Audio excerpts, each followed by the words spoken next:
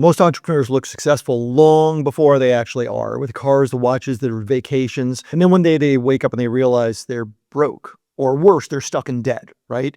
In this video, I'm going to go over how that happens and how to make sure it never happens to you. Because there was a time early on in my life when I had just become really good at business and money was flowing in far, far more than I ever had at the time. And I remember feeling, I don't know, for lack of a better word, rich.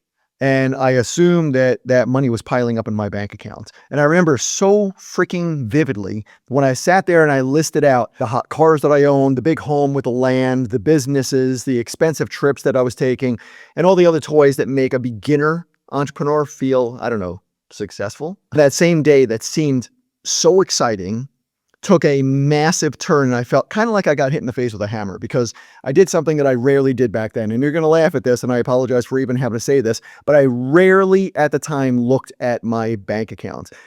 I know it sounds weird, right? And it's super foolish, but I liked to focus on business. And back then there were no online logins. You know, this is going back to the 90s. So I had to look at paper bank statements each month, which I never wanted to do. You know, I'd get them, I'd hand them to my bookkeeper, I'd get back to business, which is what I was good at and what I enjoyed doing.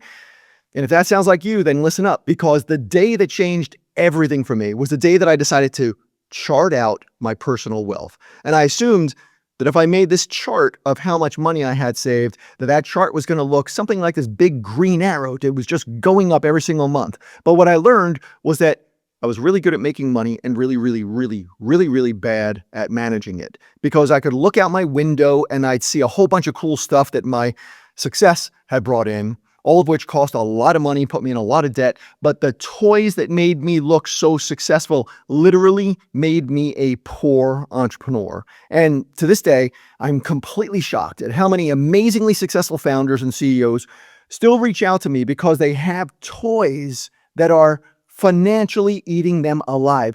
So now their monthly expenses for cars and private flights and boats they're never going to use, and the houses that they thought were great investments at the time, and the lavish trips that they feel like they need to keep taking because they made their family accustomed to luxury, those monthly expenses are stopping them from building massive wealth. It's shocking how fast these things add up, unless you have a way to turn your toys into assets that grow your wealth. And as an entrepreneur, you obviously need to stay focused on your business, right? Building your business is your number one priority. I know that's mine too. But you also need a simple set of rules for ways to spend your money.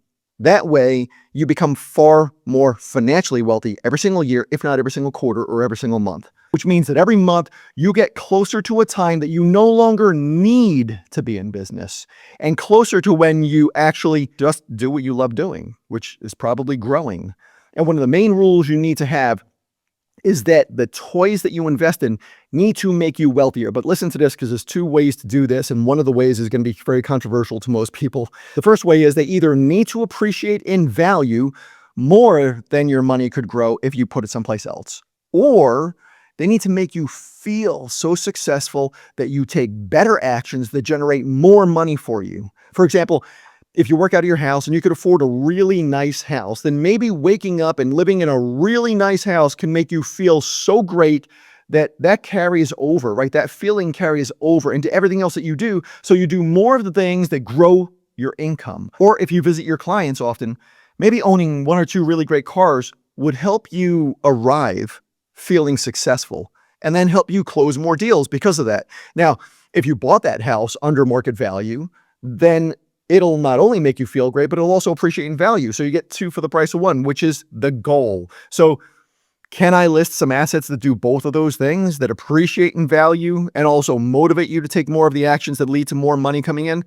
Yes, I can. Entrepreneurs who are buying a lot of toys are buying toys that make them richer, like watches and artwork and high-end wine and buildings. And now I'm not a really big real estate investor, but when I invest in real estate, I always go towards commercial buildings because there's a lot less risk in that for me than having to deal with individual homes.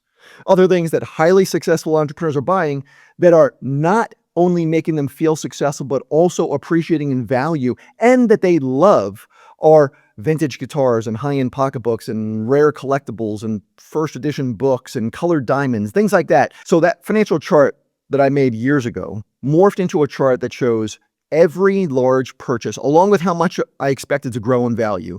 And every year that chart gets updated. So if you look at it now, it's easy to see how much each purchase is worth.